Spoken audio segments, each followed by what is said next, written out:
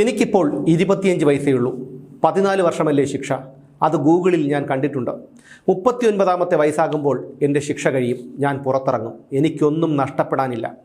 ഒരു 25കാരൻ പോലീസുകാരുടെ മുന്നിലിരുന്ന് താൻ ചെയ്ത ഒരു കൊലപാതകത്തെപ്പറ്റി പറയുകയാണ്. അവൻ്റെ വാക്കുകളിൽ ഒരു കൊടും ക്രൂരത ചെയ്തതിൻ്റെ ഒരു കുറ്റബോധവും ഉണ്ടായിരുന്നില്ല. പകരം ചോരയുടെ മണമുള്ള പക മാത്രമായിരുന്നു ആ വാക്കുകളിൽ. ശ്യാംജിത്ത്, അതായിരുന്നു അവൻ്റെ പേര്. കൂത്തുപറമ്പ് മാനന്തേരി സ്വദേശി. വിഷ്ണുപ്രിയ എന്നൊരു പെൺകുട്ടിയുമായി 5 വർഷമായി പ്രണയത്തിലായിരുന്നു അവൻ. പാനൂർ ന്യൂക്ലിയസ് ഹോസ്പിറ്റലിലെ ഫാർമസി ജീവനക്കാരിയായിരുന്നു വിഷ്ണുപ്രിയ. ഇടയ്ക്ക് വിഷ്ണുപ്രിയ തന്നിൽ നിന്ന് അകലുന്നതായി അവന് തോന്നി. പയ്യെ അവൾ അവനിൽ നിന്ന് പൂർണ്ണമായും അകന്നു. വിഷ്ണുപ്രിയയ്ക്ക് പൊന്നാനിക്കാരനായ ഒരു ആൺ സുഹൃത്തുണ്ടായിരുന്നു. ആ സുഹൃത്തുമായി വിഷ്ണുപ്രിയ പ്രണയത്തിലാണെന്നും അതുകൊണ്ടാണ് അവൾ തന്നിൽ നിന്ന് അകന്നതെന്നും ശ്യാംജിത്ത് കരുതി. അവൻ്റെ ഉള്ളിൽ പക തലപൊക്കി. ആ പകയ്ക്ക് മറ്റൊരു കാരണം കൂടിയുണ്ടായിരുന്നു. കോഴിക്കോട് വെച്ച് വിഷ്ണുപ്രിയയും പൊന്നാനിക്കാരനായ സുഹൃത്തും ശ്യാംജിത്തുമായി വഴക്കുണ്ടാക്കിയിരുന്നു. ഇതോടെ അവൻ്റെ ഉള്ളിലെ പക ഇരട്ടിച്ചു. ഇത്രയും നാൾ സ്നേഹിച്ചു. പെട്ടെന്നൊരു ദിവസം തന്നെ വഞ്ചിച്ചിട്ട് മറ്റൊരുത്തൻ്റെ കൂടെ പോയവളെ എങ്ങനെ വെറുതെ വിടും? വിഷ്ണുപ്രിയയെ ഇല്ലാതാക്കണം. അവളെ മാത്രമല്ല, അവളെ തന്നിൽ നിന്ന് അകറ്റിയ പൊന്നാനിക്കാരനായ സുഹൃത്തിനെയും. അവൻ മനസ്സിൽ തീരുമാനമെടുത്തു. സംഭവം നടക്കുന്നത് കണ്ണൂർ ജില്ലയിലെ പാനൂരിലാണ്. വർഷം 2022 ഒക്ടോബർ 22-ാം തീയതിയായിരുന്നു നാടിനെ നടുക്കിയ ആ അരുംകൊല നടന്നത്. പാനൂർ വള്ളിയായിൽ കണ്ണച്ചാൻ കണ്ടി ഹൗസിൽ വിഷ്ണുപ്രിയ കൊലക്കേസ്. വിഷ്ണുപ്രിയയുടെ അടുത്ത ഒരു ബന്ധു മരിച്ചതുകൊണ്ട് അവൾ കുടുംബ വീട്ടിലായിരുന്നു. കുടുംബ വീടിൻ്റെ കുറച്ചു മാറിയാണ് വിഷ്ണുപ്രിയയുടെ വീട്. രാവിലെ കുളിക്കാനും വസ്ത്രം മാറാനുമൊക്കെയായി വിഷ്ണുപ്രിയ തൻ്റെ വീട്ടിലേക്ക് വന്നതാണ്. പെട്ടെന്ന് തന്നെ തിരിച്ചു വരാമെന്ന് അമ്മയോട് പറഞ്ഞിട്ടാണ് അവൾ വീട്ടിലേക്ക് പോകുന്നത്. പക്ഷേ മടങ്ങിയെത്തേണ്ട നേരം കഴിഞ്ഞിട്ടും വിഷ്ണുപ്രിയയെ മാത്രം കണ്ടില്ല. അതോടെ അമ്മ അവളെ അന്വേഷിച്ചിറങ്ങി. വീട്ടിലെത്തിയ വിഷ്ണുപ്രിയയുടെ അമ്മ കണ്ടത് ഭയാനകമായ ഒരു കാഴ്ചയായിരുന്നു. മകൾ വീടിനുള്ളിൽ രക്തത്തിൽ കുളിച്ചു കിടക്കുന്നു. വിഷ്ണുപ്രിയയുടെ അമ്മയുടെ നിലവിളി കേട്ട് അയൽക്കാരെല്ലാം ഓടിയെത്തി. നിമിഷ നേരം കൊണ്ട് ആ വീട് ജനനിബിഡമായി. വിവരമറിഞ്ഞ് പോലീസും സ്ഥലത്തെത്തി. ഇൻക്വസ്റ്റ് പൂർത്തിയാക്കി മൃതദേഹം പോസ്റ്റ്മോർട്ടത്തിനായി പരിയാരം മെഡിക്കൽ കോളേജിലേക്ക് കൊണ്ടുപോയി. അവളുടെ ശരീരത്തിൽ 29 മുറിവുകളുണ്ടായിരുന്നു. ശരീരത്തിൽ നിന്ന് ജീവൻ വേർപെട്ട ശേഷവും 10ലേറെ തവണ ശ്യാംജിത്ത് ആ ശരീരത്തിൽ കുത്തി പരിക്കേൽപ്പിച്ചു. സീരിയൽ കില്ലറുടെ കഥ പറയുന്ന ഒരു മലയാളം സിനിമ ആയിടയ്ക്ക് പുറത്തിറങ്ങി, 5-ാം പാതിര. ഈ സിനിമയിൽ കൊലയാളി സ്വന്തമായി കത്തിയുണ്ടാക്കുന്ന ഒരു സീനുണ്ട്. ആ സീനാണ് ശ്യാംജിത്തിന് പ്രചോദനമായത്. അങ്ങനെ സ്വന്തമായി കത്തിയുണ്ടാക്കി വിഷ്ണുപ്രിയയെയും കൂട്ടുകാരനെയും കൊലപ്പെടുത്താൻ അവൻ തീരുമാനിച്ചു. അവൻ വിഷ്ണുപ്രിയയെ പിന്തുടർന്നു. അടുത്ത ബന്ധു മരണപ്പെട്ടതുകൊണ്ട് അവൾ കുടുംബ വീട്ടിലായിരുന്നു എന്നുള്ള കാര്യം അവൻ മനസ്സിലാക്കി. അങ്ങനെ അവൾ കുളിക്കാനും വസ്ത്രം മാറാനുമായി സ്വന്തം വീട്ടിലേക്ക് വന്നതും അവൻ കണ്ടിരുന്നു. ശ്യാംജിത്ത് വിഷ്ണുപ്രിയയുടെ വീട്ടിലെത്തിയപ്പോൾ പിൻവാതിൽ തുറന്നു കിടപ്പുണ്ട്. അവൻ ശബ്ദമുണ്ടാക്കാതെ ആ പിൻവാതിലിലൂടെ വീടിനകത്തേക്ക് കയറി. വിഷ്ണുപ്രിയ ബെഡ്റൂമിലിരുന്ന് തൻ്റെ പൊന്നാനിക്കാരനായ സുഹൃത്തുമായി വീഡിയോ കോളിൽ സംസാരിക്കുകയായിരുന്നു. ശ്യാംജിത്ത് പിന്നിലൂടെ എത്തി ചുറ്റിക കൊണ്ട് അവളുടെ തലയ്ക്കടിച്ചു വീഴ്ത്തി. ഇത് വീഡിയോ കോളിലൂടെ വിഷ്ണുപ്രിയയുടെ സുഹൃത്ത് കാണുകയും ചെയ്തു. തലയ്ക്കടിയേറ്റ് വീണപ്പോൾ ശ്യാംജിത്ത് കയ്യിൽ കരുതിയിരുന്ന കത്തി കൊണ്ട് അവളുടെ കഴുത്തറുത്തു.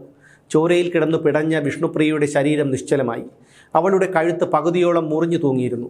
അവൾ മരിച്ചെന്നുറപ്പാക്കിയ ശ്യാംജിത്ത് അവിടെ നിന്ന് രക്ഷപ്പെട്ടു. കൊല നടത്താൻ ഉപയോഗിച്ച കത്തിയും കയ്യിലുണ്ടായിരുന്ന ബാഗും അവൻ മാനന്തേരിയിലെ ഒരു കുളത്തിലേക്ക് എറിഞ്ഞു.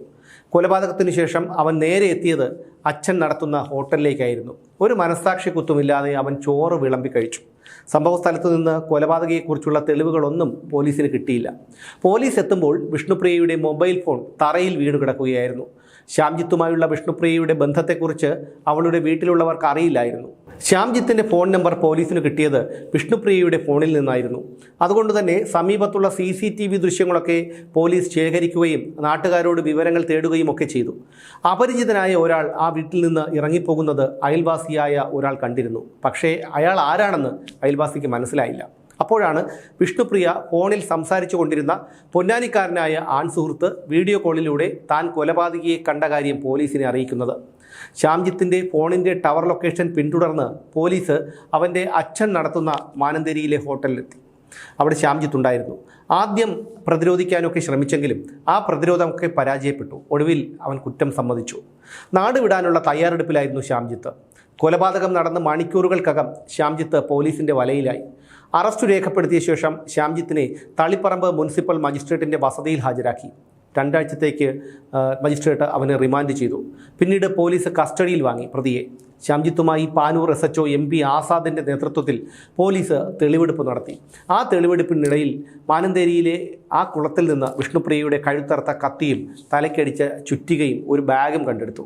ആ ബാഗിനുള്ളിൽ കൊലപാതകം നടത്താൻ വന്ന സമയത്ത് അവൻ ഉപയോഗിച്ചിരുന്ന മാസ്കും ഇടിക്കട്ടയും കയ്യുറയും തൊപ്പിയും സ്ക്രൂ ഡ്രൈവറും ഒക്കെ ഉണ്ടായിരുന്നു.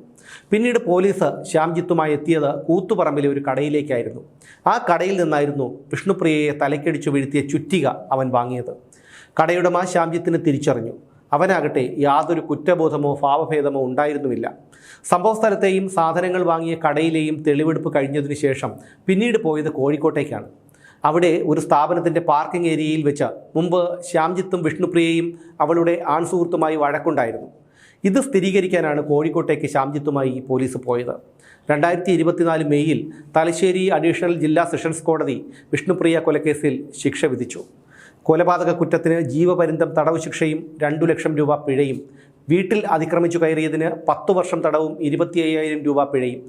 ശ്യാംജിത്ത് വിഷ്ണുപ്രിയയെ തലയ്ക്കടിച്ചു വീഴ്ത്തുമ്പോൾ വീഡിയോ കോളിലുണ്ടായിരുന്ന പൊന്നാനിക്കാരൻ സുഹൃത്ത് കേസിൽ പ്രധാന സാക്ഷിയായി. 13 സെക്കൻഡ് ദൈർഘ്യമുള്ള വീഡിയോയായിരുന്നു പ്രധാനപ്പെട്ട തെളിവ്. സംഭവം നടന്ന് 35 ദിവസത്തിനകം പോലീസ് കുറ്റപത്രം സമർപ്പിച്ചു. 15 മാസം കൊണ്ട് വിചാരണ പൂർത്തിയായി. ചുറ്റിക വാങ്ങിയ കടയുടമയുടെ മൊഴിയും പാനൂരിൽ എത്തിയതിൻ്റെ CCTV ദൃശ്യങ്ങളും ശ്യാംജിത്തിനെതിരെയുള്ള ശക്തമായ തെളിവുകളായി. കേസിൽ 73 സാക്ഷികളാണ് ഉണ്ടായിരുന്നത്. 3 ഫോറൻസിക് വിദഗ്ധരെയും സാക്ഷികളായി പ്രോസിക്യൂഷൻ ഉൾപ്പെടുത്തിയിരുന്നു.